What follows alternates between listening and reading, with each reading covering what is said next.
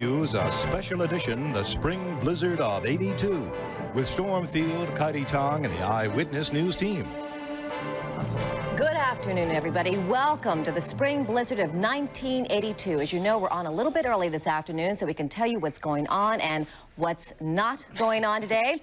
As you can probably see, if you look out the window, the snow is still falling and it's very windy out there. A lot of activities have been canceled. We're going to have the latest for you.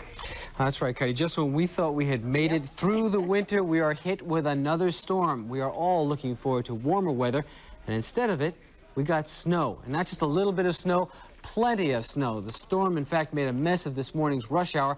Many drivers gave up the idea of taking their car to work. They took mass transit or just took the day off.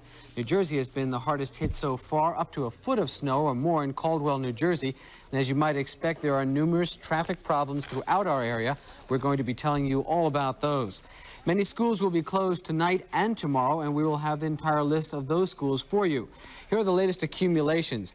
8 inches so far in Central Park. Islip, Long Island, has been hit with 8 inches also. 10 inches of snow in White Plains. Northern New Jersey, anywhere between 10 to 12 inches, and about 6 to 8 inches in parts of southern New Jersey.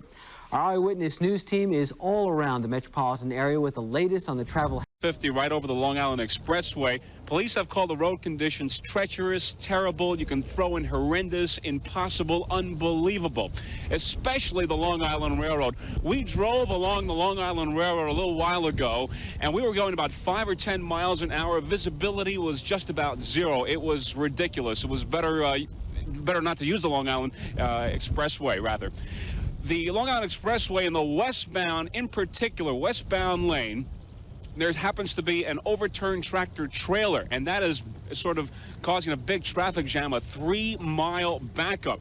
As far as the Long Island Expressway in Suffolk County, out east around exit 64 and 65, there are a number of cars are stranded, so you really shouldn't use the Long Island Expressway if you're trying to get home later on. As far as the parkways, they are barely moving. The Seaford Oyster Bay Expressway is also a mess. The Sunrise Highway, one lane is open in each direction. We also understand that the towns of Hempstead, North Hempstead, Babylon, and Islip have declared snow emergencies. That means you have to have chains on your tires or have snow tires. And tonight, do not leave your cars on the street so they can be plowed. As far as the Long Island Railroad, we understand that there are 15 to 30-minute delays. And as the rush hour begins, of course, those could get worse. We also understand that the Long Island MacArthur Airport has been closed. And now for what's going on at LaGuardia Airport, we take it to John. We expect the snow to taper off to flurries, and then it should be all over. The snow will be, but we'll still be left with a windy and cold night. Here's what happened. That low that appeared to be losing intensity last night while it was still over land hit the water, and that thing exploded into a monster of a snowstorm, as you know by now. We have over 8 inches of accumulation here in the city.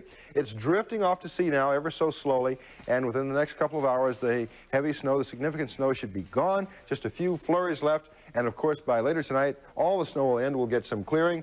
Very windy, very cold conditions for the remainder of tonight. No melting will occur before tomorrow when we hope for some sunshine. I'll tell you more about that a little bit later in the program when we have a complete forecast. Storm and Kitey? You said a few moments ago, Storm, that everybody is flying by the seat of their pants trying to get a room to stay in somewhere in New York City tonight. And in fact, it might be said that during the rush hour, all of New York City and the entire environment hereabouts is flying by the seat of its pants trying to get home. For example, the 59th Street Bridge is closed. The traffic department closed the bridge around 4 o'clock this afternoon so that they could remove the snow a little bit more effectively. That job, of course, is still not done. There's no word yet on when the 59th Street Bridge, is going to open again. And, of course, as predicted, or as certainly predictable, the situation is bound to cause a lot of major traffic tie-ups on the east side. Once again, the 59th Street Bridge is closed. I wish I knew some way to tell you to find an alternate way to get home.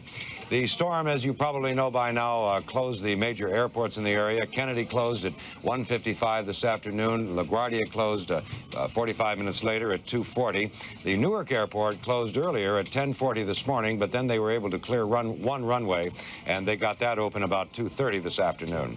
Transportation Department says the Bronx River Parkway is closed northbound between Webster Avenue and East 233rd Street until further notice. And, of course, the bad news of that is that most of the people who use the Bronx River Parkway to get out of New York City and into Westchester County would, of course, be going northbound, just exactly the direction that it's closed.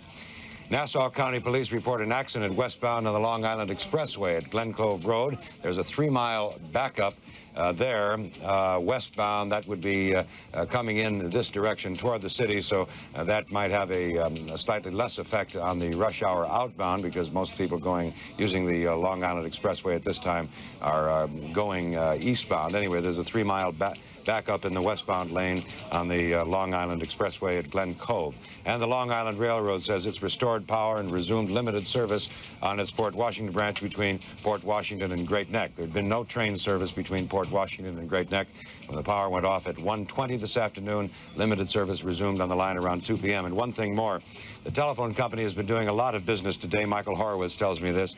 761,000 people called their recorded weather number this morning to find out what it was going to do, and I guess if they'd looked out the window, they would have known without paying that dime. Back to the studio now.